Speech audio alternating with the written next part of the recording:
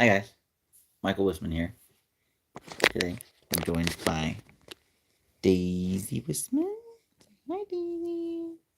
She fell asleep during issue 3. And Lenny Wisman. Hi Lenny. He also fell asleep during issue 3. Hi Daisy, wanna say hi? Say hi, baby. Hi, baby. You ready for issue 4? It's gonna be so cool. So, I'm very excited. Issue 3 was awesome. We still have Wonder Woman battling the Tetracide. And at the end of issue 3, we got a big, like Wonder Woman's next big move.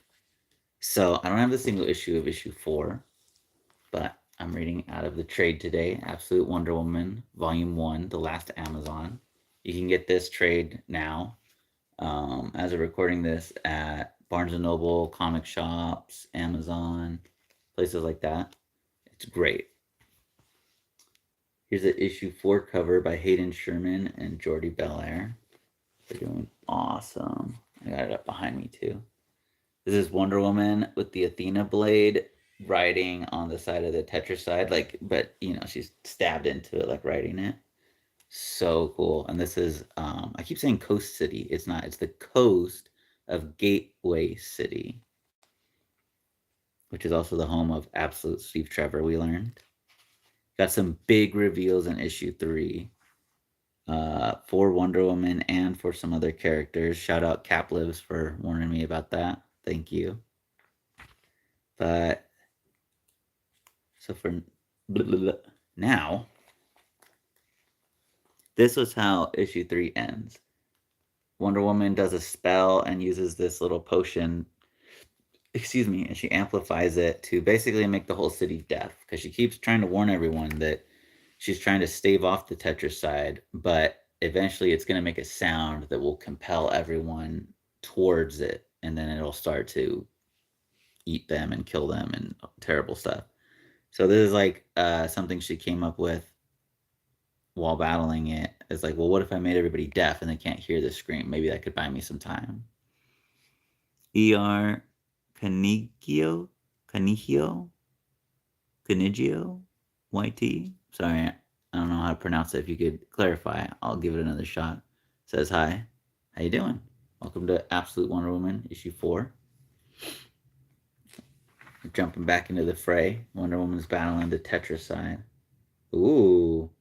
Absolute Wonder Woman number 4 variant cover by Mattia de Lulis. E.R.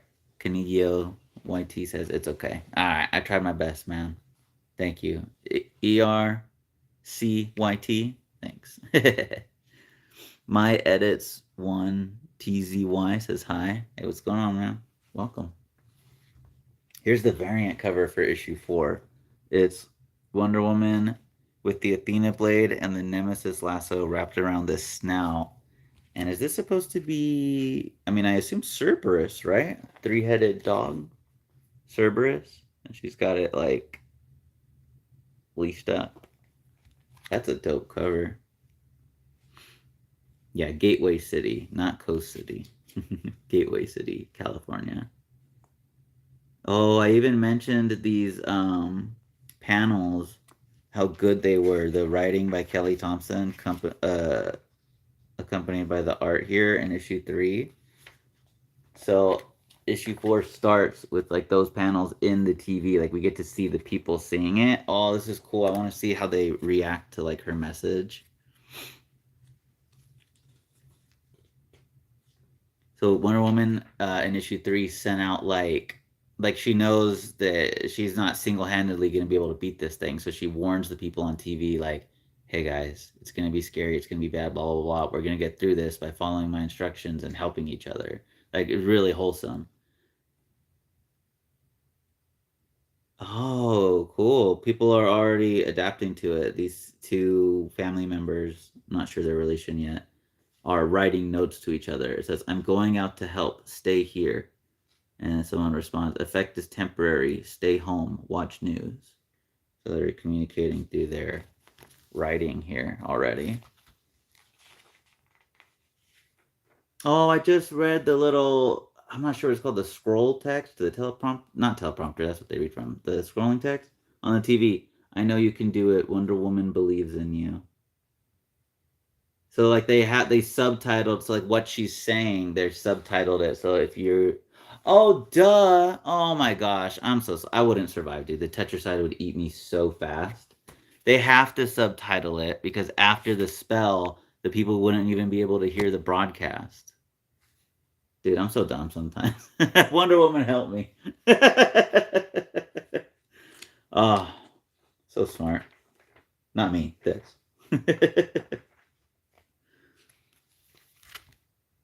Oh, they're crying. Oh, interesting. So the girl who was gonna leave, as soon as she opens her door, is greeted by Steve, Trevor, and Diana. That's a surprise. So they keep doing this where we get these kind of like, I mean, for me, because I'm not super deep on Wonder Woman lore, but we keep getting these things where it's like Debbie Green Y2U says hi, hey, how's it going?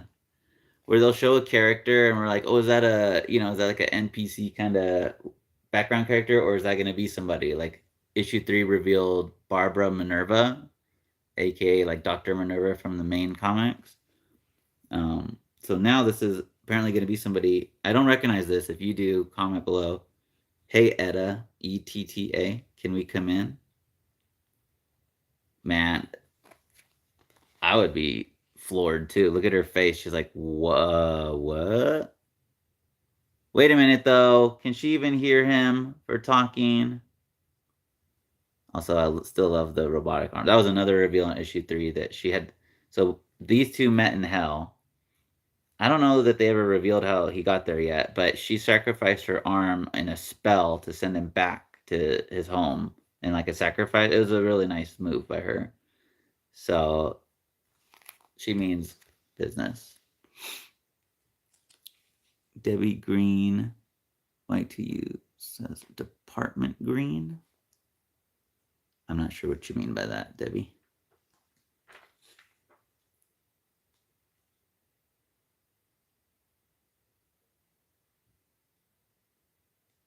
Oh, okay, good. Man, reading comics my whole life, watching stuff. You always want to believe, like, yeah, I would do the right thing. I'm a hero. But reading the Absolute comics has made me realize now that I am such a civilian because this thing I'm worrying about, like, wait, how can we hear? Da, da, da, da, da. The next thing is her relative going, oh God, I can hear you. Am I going to hear the death sound? That's me right now. Diana says, you're okay. I've done a protective spell just around this building so that we can communicate safely. Thank you, Wonder Woman. Thank you so much for saving me. Steve, you're here with Wonder Woman. Look at all the cool stuff in her shop. I don't know what kind of shop she has yet or whatever, but there's like a bunch of cool knickknacks. Sorry to barge in, ladies. Diana, this is Etta Candy and her sister, Gia Candy. Is it Etta or Ida? Oh, what if it's Ida, like Ida Candy? Or again, I'm being silly and it's just Etta Candy. I'm gonna say Ida, unless if you know that it's Etta, please correct me. But until then, I'm gonna say Ida because that sounds funnier. Ida Candy and Gia Candy. Did you hear about their sister, Sia Candy? Ladies, this is the woman who saved me in hell, Diana of the Wild Isle. Look at her smile when Diana meets the Candy sisters. She's so sweet. Yeah, the faces in this are so good.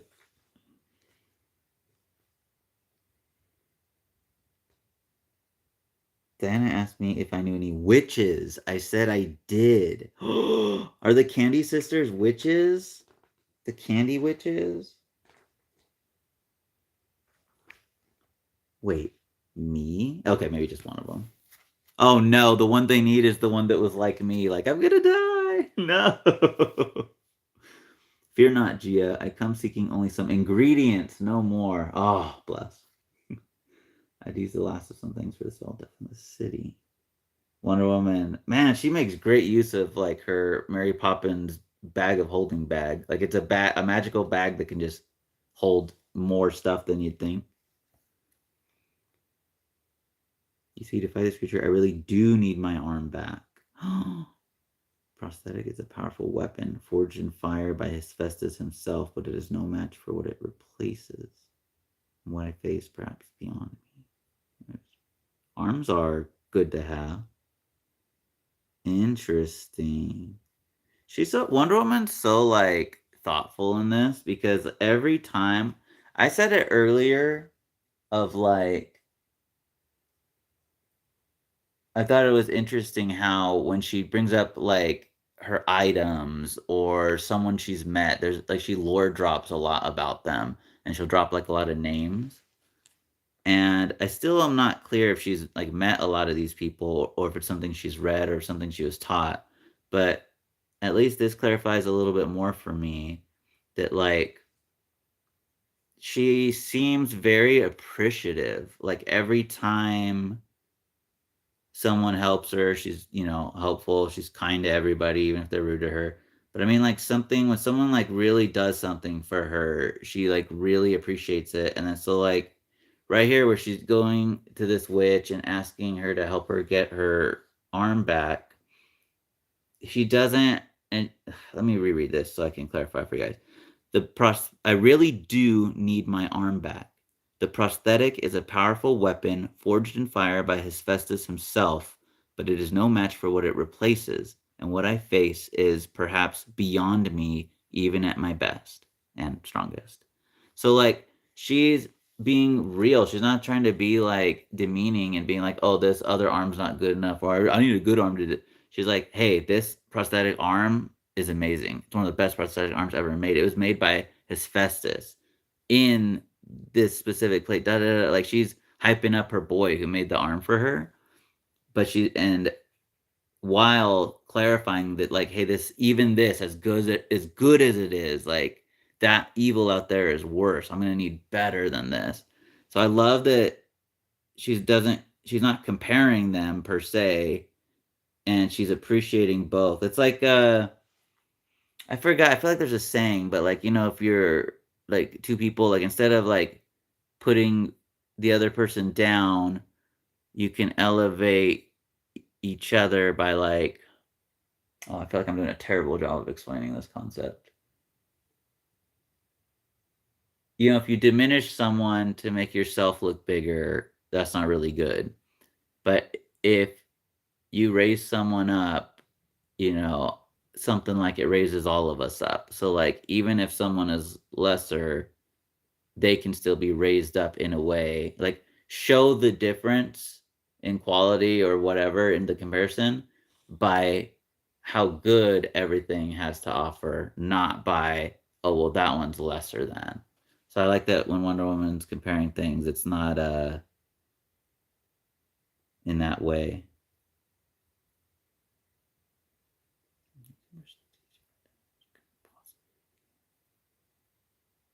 You undersold? Sold you. Look at her eyes. Diana's eyes right there. Gorgeous. I don't know that we'll have a skin of Prometheus.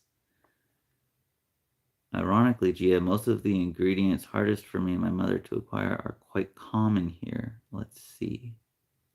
Black walnut, yucca root, witch's burr, althea root, vervain, valerian.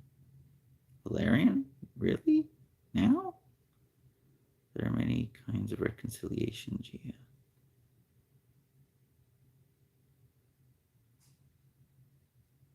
I need hemlock, morning glory, and datura. I would not ask.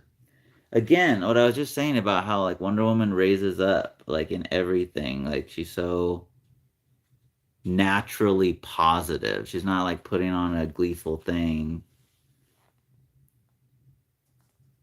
So this person's clearly worried, but Wonder Woman keeps reassuring them like these are more rare, but your shop is quite extensive, and so I am filled with hope, Gia. Okay? That's basically translation. Wonder Woman saying like, Hey, I have some hard to find items, but your shop is so great that I'm really hoping you can help me out here. But she says it even nicer than that. Like, how cool.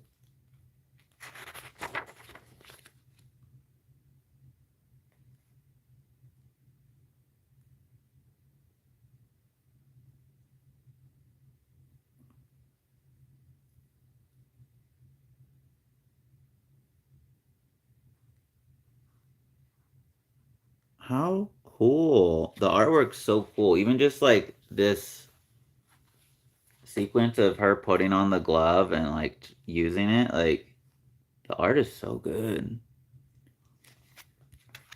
And then Wonder Woman, oh my gosh, just endlessly nice. Gia, thank you. You are quite the witch.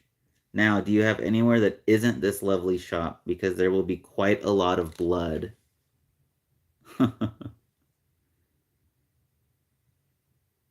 So, Steve, when you volunteered all of us to give blood to this spell, was that just pure instinct, or I already said I was sorry, Ida? Shut up, Ida. Heck it. Whoa! I mean, I guess that's the blood. So she needed blood donated from the Candy Sisters and Steve.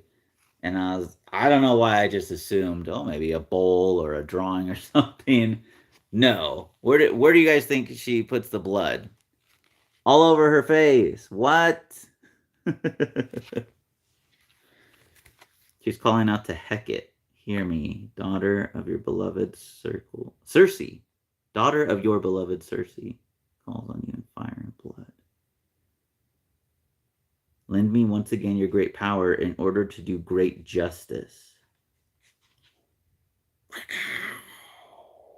Ooh, how cool. She's like speaking magic and she gets hit by like red lightning or energy. Imagine she turns into the Flash. What a twist. No, no, no. Let's see. Hi, Daisy. Daisy and Lenny are all tucked in. We back? How far in are we? We just got to the part. Welcome back, Cap Lives. We just got to the part where Wonder Woman is in the witch's shop and uses like the ingredients and the blood from her friends to perform some sort of spell. And we're about to figure out what that spell is. Oh, and here's the intro. Absolute Wonder Woman, The Last Amazon, part 4 of 5. Kelly Thompson writer, Hayden Sherman artist, Jordi Belair colorist, Becca Carey letterer, Ash Padilla assistant editor, Chris Conroy editor, and of course, Wonder Woman created by William Moulton Marston. Kelly Thompson is doing great with the writing, especially like it's been good the whole time.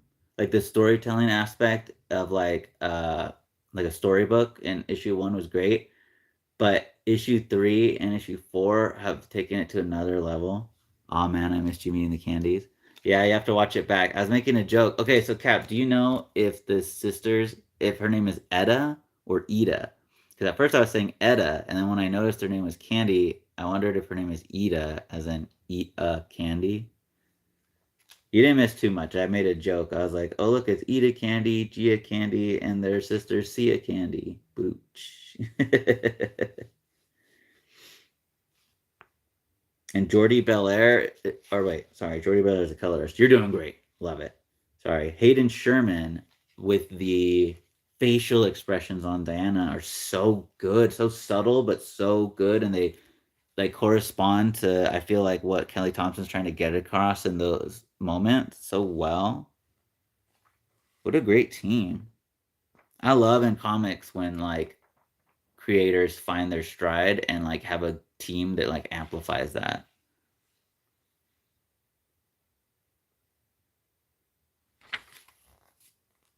Ooh, before the Wild Isle Hell. We're going back again. Caplev says every issue of this book makes me wish Kelly Thompson was writing mainline Wonder Woman too. Ooh. You know, I don't know anything that's going on with mainline Wonder Woman. And now that I think about it, I don't know too much about mainline anybody right now other than the tiniest bit of Superman and Batman. And only because of like the KO kind of stuff. But it sucks that Wonder Woman regular isn't as good as this. But hey, man, this stuff's good, so I'm here for it. The visions have started. You did this. This is not exactly how we put it, but yes. The disciple, my beloved of all I have loved. Oh, what is there? So in the Wild Isle, we see Cersei like throwing up and communicating with someone, but maybe it's like a mental communication or a spiritual communication.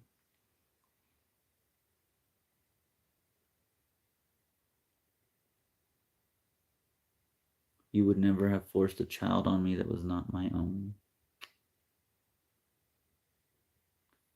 Because Absolute Wonder Woman really isn't that different from main Wonder Woman as far as the core of the character. Oh, okay. I can see that, yeah. There's a great and powerful game afoot, Cersei. Each of us with our roles to play, each of us with our sacrifices to make. The arc of the universe is long, and it should bend toward justice.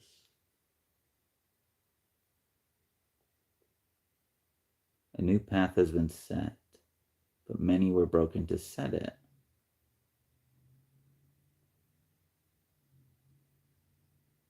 When I too was asked for what was most sacred to me, I could not blink.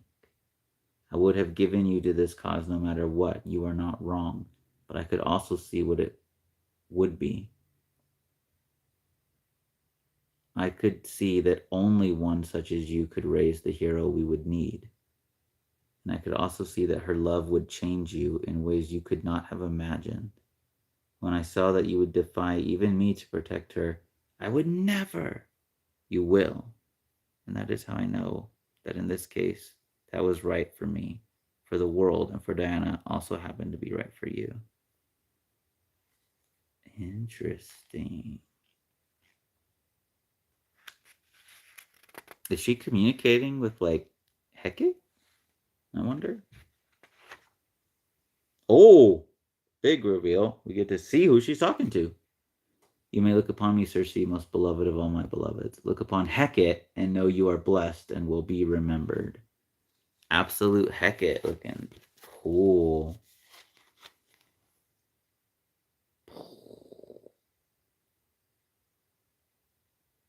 Kind of makes me think of White Diamond from Steven Universe mixed with like Mother Shiraz or Shatraz, or I'm not sure how you say her name, but the six-armed lady from Black Temple in World of Warcraft.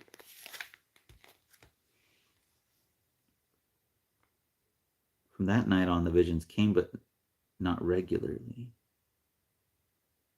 Flashes of what Diana would do to the world, of how she would suffer and also persevere.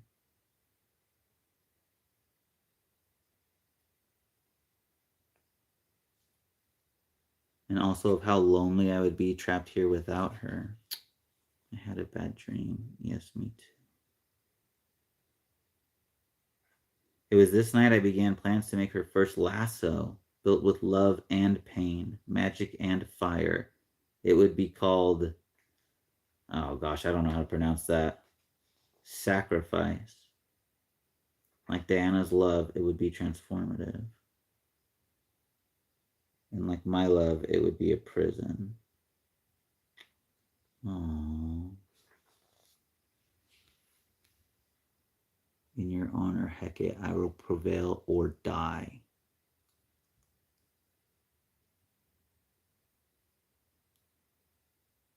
My strength is fully returned. I owe you a debt. Interesting. You have like a full pint of blood on your face. Probably should clean that off before you go. Thank you, Ida. You wrote this? Yeah. When we arrived, you were going out to help despite the danger. Seemed like the right thing to do. It was. Your job is something with protecting people? Yes. I mean, no. I used to be a detective in Gateway City. And now? Now I'm something called a private investigator. So the spell with Hecate got Wonder Woman her arm back. Oh, Hecate. Caplev says Hecate is Hecate? Hecate? Really?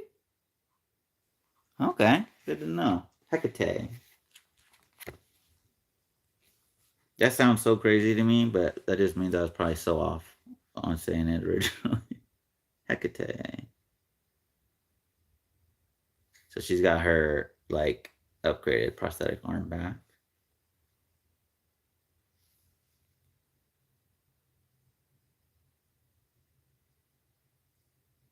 Aw, I agree, Ida. She says to Wonder Woman, "Heh, you have quite the way with words, you know. Yes, you somehow make everything seem better than it is. Hopeful. I can live with that."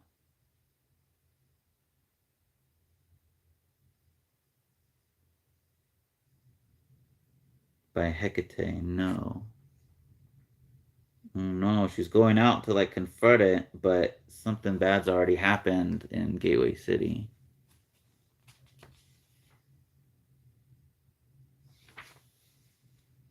Yo, I must lure it back to the beach before it embeds. What? So in issue 3, I mentioned if like the tentacles and intestines were like a feature or a weakness, and again, it's like a feature. Kyle Beats says she's the big bad. Oh, interesting.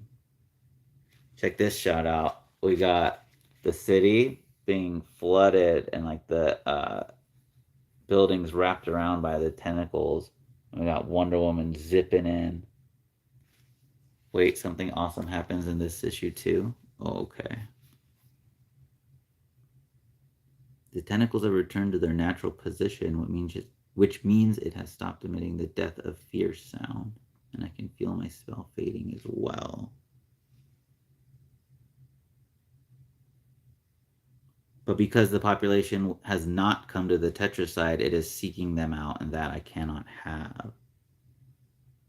Aw, how cool. She goes to the water and I guess just chants a summoning spell. So the Athena blade like Mjolnir's back to her. Shoom. Nice. Hello, my friend. I've had a very big idea for you. You're going to love it. Ooh. But first, we must bring this right back to the beach, away from his face. So she's pulling out another potion from her bag of holding, her Mary Poppins bag. Let's see what the last one caused everybody to go deaf. I wonder what this one does. This one's red. Be what it most craves.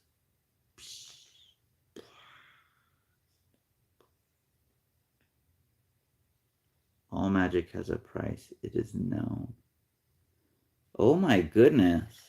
I didn't say it out loud, but I was thinking last page. You know how I just said it's red? The last potion was green, and that one made everybody deaf. So I didn't say it, but I was thinking, I wonder if the red is something loud. But I was like, that doesn't make sense. Oh, how I surprised myself. It does make sense because she tells the potion to, it's like a sound potion, and she tells it to be the sound that the Tetraside wants to hear the most. So she smashes it like a grenade, and it just releases like screams of despair and agony. And that, of course, lures this big old baddie back to the ocean. But he's so big that even the range of the potion is nothing compared to him. How interesting. Like if that's one of those things like when you read it, you're like, that's so cool. And if you would have heard it on paper before, you almost would have been like, is that real? Like if someone told you like a spoiler, like, oh, something leaked and Absolute Wonder Woman's gonna have sound grenades. You're gonna be like, sound grenades? What do you what? And I'm like, no, no, like magical sound grenades. What? What?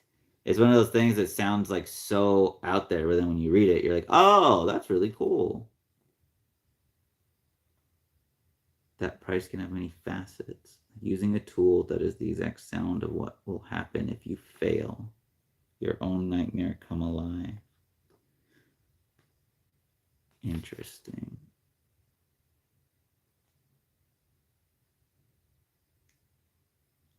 It was a good idea the first time, but I just hadn't thought big enough. Half the battle is choosing the right weapon. I love that too. Like, I don't want to gloss over, even though it was like kind of a small thing, but what Diana's saying is like part of the price of using this magic is she's within range of hearing this. So what she's directly hearing, even though it's not the real thing, is oh, hold on. Daisy's cuddled up, but she's got her arm stuck. Let me see this munchkin. So Wonder Woman says that part of the price of this one is, sorry, baby, there you go. That she has to basically right now, as she's like trying to drown out the sound, experiencing what it would be like to fail.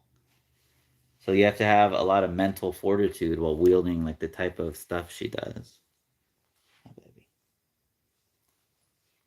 And then this is awesome. She uses a spell to make her sword bigger. You know, okay, so maybe she was more like Cloud before, but now we're definitely more like Guts from Berserk. My brother, come join us in battle. We are stronger. Dang. She's so cool, like walking along the beach with it over her shoulder. And so all is not yet lost. Pegasus now.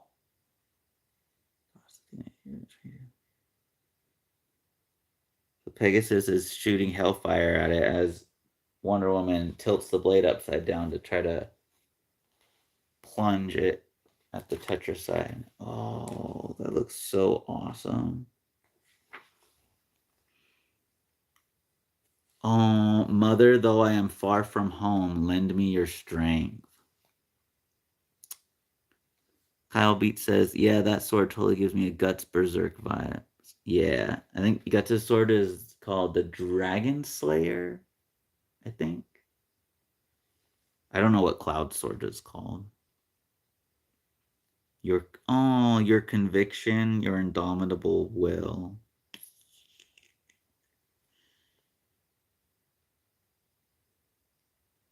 Cool. She kind of does like a chopping motion, so she goes straight down with just the cutting edge to slice through, and then once the blade lands, she then pushes the hilt down and like chops it, kind of like you were chopping like food. So she chops, not quite in half, but chops the Tetris side like a third of it off. That's so cool. Thank you, Mother. Mysterious Wonder Woman keeps creature at bay.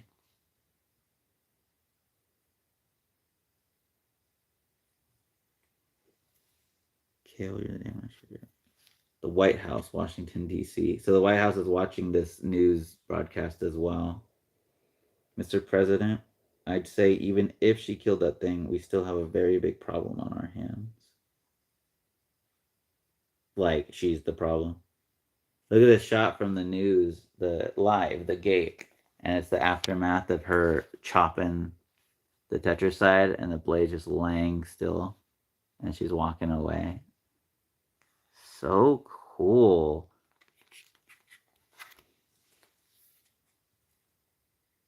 Oh, that's it. That's the end of issue 4. Man, again, I'm just setting new records. Issue 3 was the fastest absolute comic I read, and now issue 4 is the absolute fastest. I'm not trying to go fast at all. It's just these are really picking up. How cool. So issue 4 ends with Wonder Woman making her sword large, chopping the Tetraside, and then the White House watching the broadcast of that. Interesting. I wonder if they're going to get involved now. Absolute Wonder Woman #5 cover by Hayden Sherman and Jordi Belair. Ooh. Check out the cover for 5. We have Wonder Woman in the water with her nemesis lasso wrapped around. That looks cool. Capliv says this arc is really a breeze. Oh yeah, man. This is great.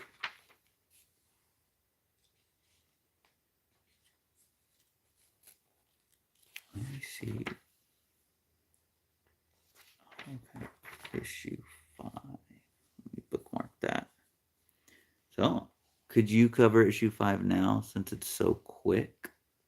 I've been trying to do like I've been trying to separate the issues for like playback. Like if people want to watch back and see like, well, oh, I want to check out issue 1, issue 2, issue 3, 4. So probably I'll end this stream and then if I can later today, I will do issue 5.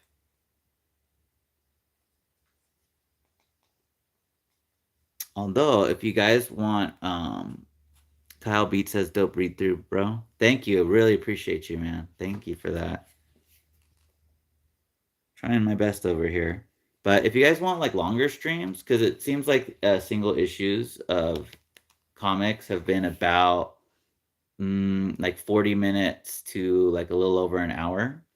But if you guys want longer streams than that, I could definitely do other books that would fit that better. Like I could do like maybe a manga volume because it has several chapters, but the chapters are go a little bit quicker than maybe like a comic issue sometimes. I also have like my to read list is not a problem. So whatever you guys want, comment below, let me know. If you guys want longer streams, I will figure out a way to do that. Oh, just looked over there. The issue 4, yeah, man, Kelly Thompson just going straight for my heartstrings with the writing. Hayden Sherman. Oh my goodness. He would do like, have you ever seen, there's this show, I think it's on Netflix or maybe it's on HBO. I think it's called something like Sovereign's Reign or Sovereignty Reigns or something. And it's like animated and it's basically about people on an alien planet. And like the show is so interesting because it has a similar style to this, but less detailed than this. And so much of the logic of what you think will happen or like the way that things work on this planet, it's not. It's so like weird. It's almost like trippy because stuff works so weird on this alien planet in this series. Anyways, Hayden Sherman would be an amazing artist if he hasn't already know about that. But how he does this, and especially the shot here where, yeah, where she's walking away from it, and see how the shot of her really gives this sense of scale here. Like him doing like an alien series, or even uh I don't expect too many people to know this reference, but if you know Glory from, is it Image Comics or IDW? I think it's Image Comics. But when they brought Glory, she was kind of like a Wonder Woman knockoff character, but they brought her back for like one or two trades. Comic Book Girl 19 on YouTube talked about the series before, and she's how I found out about it before. Anyways, when they re-brought it back, they made her like an alien warrior princess, and they gave her like a crazier alien warrior princess sister. And so the story was like her being a warrior, but it was also kind of like her having done this arc of being a hero for Earth, but then having this arc beyond that of like her where she comes from. Anyways, the art in that is awesome, awesome, awesome. I'm forgetting the artist off the top of my head. I'll make sure to mention it in issue 5. I'll make a note to look that up. Actually, I have the trades, and I think I have like a couple single issues actually.